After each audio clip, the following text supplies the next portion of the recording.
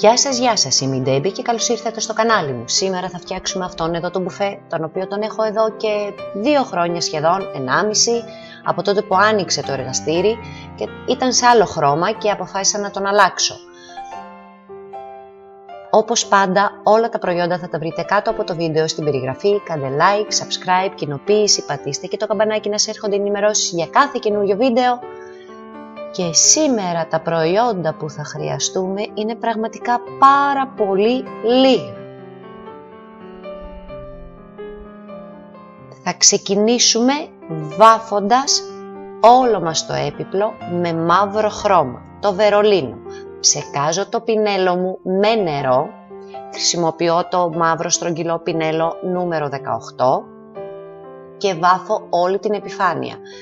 Δεν έχω ασταρώσει, δεν έχω ξύσει, προηγουμένως ο μπουφές ήταν περασμένος με κερί.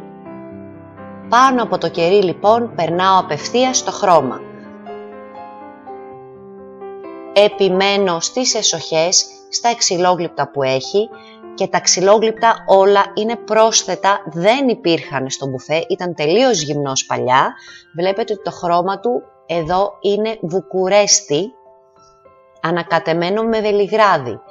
Όμως είπα να του αλλάξω τη μορφή του.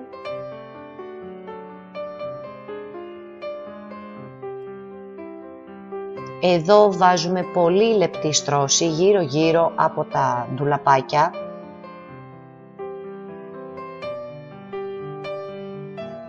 Επιμένω στα σκαλίσματα όπως είπα, δεν έχει σημασία προς ποια φορά θα βάψετε.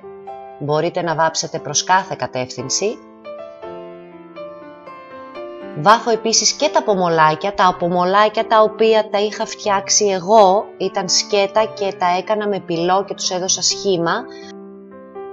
Τώρα θα πάρω ένα πολύ μικρό πινέλο για να κάνω τις λεπτομέρειες μέσα στα σκαλίσματα, όπου δεν έχει πάει το μαύρο χρώμα, συμπληρώνω και καλύπτω τελείως όλη την επιφάνεια έτσι ώστε να μην έχω πουθενά κενά. Θα αφήνω να στεγνώσει το πρώτο χέρι πάρα πολύ καλά. Έχω φυλάξει το πινέλο μου σε ένα νάιλον έτσι ώστε να μην χρειαστεί να το πλύνω και ξεκινάω το δεύτερο χέρι. Βλέπετε ότι ήδη είναι πολύ καλυπτικό, όμως καλό είναι να του περάσουμε και δεύτερο χέρι. Θα τα αφήσω να στεγνώσει πάρα πολύ καλά και πάμε στα φύλλα χρυσού. Εδώ βλέπετε είναι η κόλλα του φύλλου χρυσού, η οποία είναι νερού. Με ένα πινελάκι εφαρμόζω την κόλλα στα σημεία που θέλω να κολλήσουν τα φύλλα χρυσού, μόνο σε αυτά τα σημεία.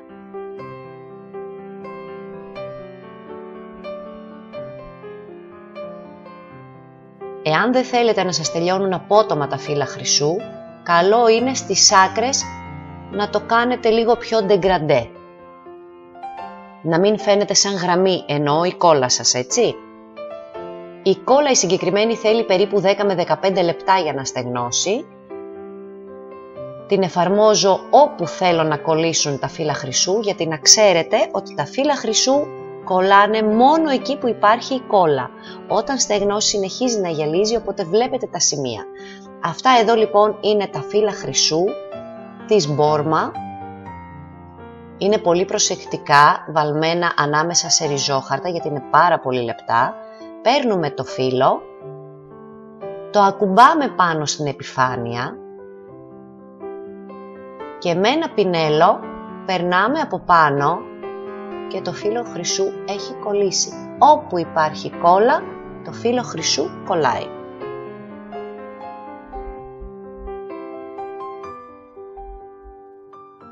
Συνεχίζω σε όλα τα σημεία που έχω περάσει την κόλλα μου.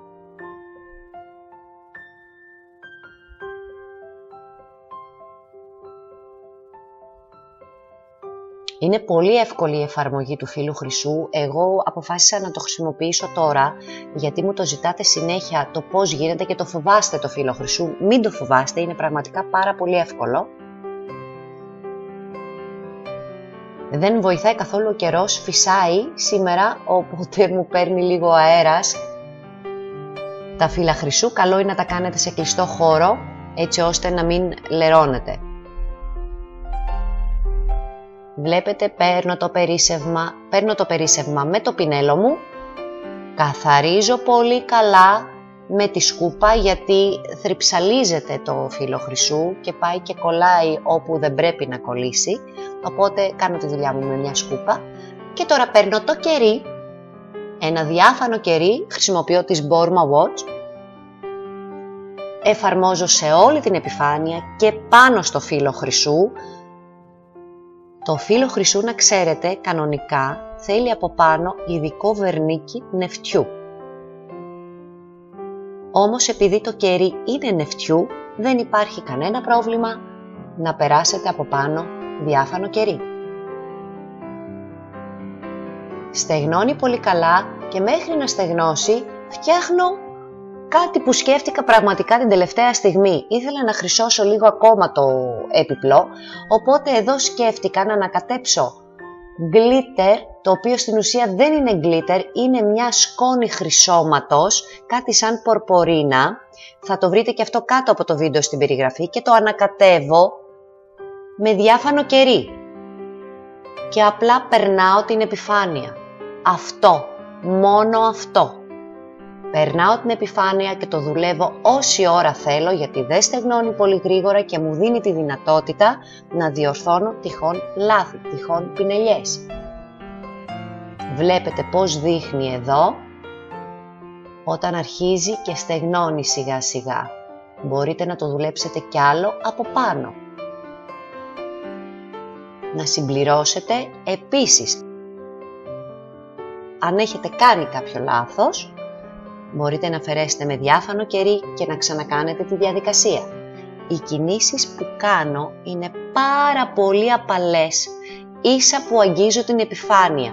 Δουλεύω με την ακρούλα του πινέλου, χαϊδεύοντας την επιφάνεια, γιατί αν το πιέσετε πάρα πολύ θα σας δώσει άλλο αποτέλεσμα. Εγώ θέλω να φαίνεται σαν να είναι καπνιστό, σαν να έχει πέσει κάπνα επάνω, κάπως έτσι. Οπότε θέλει πολύ απαλά και μαλακά. Και αυτό είναι το αποτέλεσμα που έχει στεγνώσει το πάνω μέρος. Καλό είναι να τα αφήσετε να στεγνώσει τουλάχιστον 24 ώρες. Συνεχίζω και με την υπόλοιπη επιφάνεια, με τον ίδιο τρόπο ακριβώς. Παίρνω στην ακρούλα πολύ λίγο και απλά εφαρμόζω πάνω στην επιφάνεια, πάνω κάτω, δεξιά αριστερά, έτσι ώστε να μην φαίνονται πινελιές. Πραγματικά είναι πάρα πολύ εύκολο, αδικείται το αντικείμενο, ο μπουφές πραγματικά αδικείται και από τις φωτογραφίες και από το βίντεο. Εάν το δείτε από κοντά, είναι σαν να κάνει ένα χρυσό μπρονζέ χωρίς να χάνει το μαύρο από κάτω και είναι πάρα πολύ εντυπωσιακό και είναι κρίμα να μην μπορεί αυτό να το δείτε πώς είναι στην πραγματικότητα. Ακόμα και αν σας πέσει πολύ πάνω στο πινέλο, το δουλεύετε με τις κινήσεις σας και απλώνει, γιατί το κερί κάνει κάμποση ώρα να στεγνώσει. Οπότε έχετε άπλετο χρόνο να το δουλέψετε όπως σας βολεύει.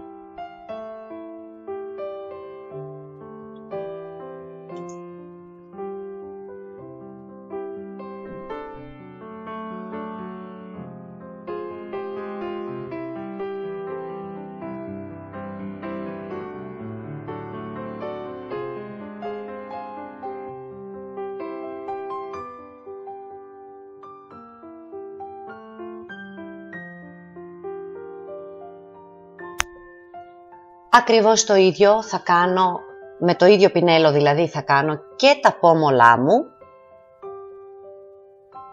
Θα μπουν εκεί. Θα τα αφήσω να στεγνώσει τουλάχιστον 24 ώρες πριν ακουμπήσω το οτιδήποτε επάνω.